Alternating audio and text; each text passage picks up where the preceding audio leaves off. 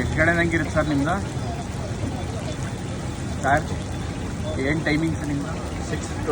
6 to 10, 6ರಿಂದ 10. 9 ಗಂಟೆ ಆಗೋಯ್ತು, ಮುಚ್ಕೊಂಡು ಹೋಗ್ಬಿಟ್ಟಿರ್ತಾರೆ ಅಂತ. 1 hour. ಬೆಂಗಳೂರಿಂದ ಬಂದವ್ರೆ ಗೋಬಿ ತಿನ್ನೋಕ್ಕೆ. ಸರಿ ಬೇರೆ ಗೋಬಿ ಕೊಡಿಸಿ ಮನೆ ಹತ್ರ ಇಲ್ಲ, ನಮ್ಗೆ ಅದೇ ಬೇಕು. ಅದೇ ಬೇಕು.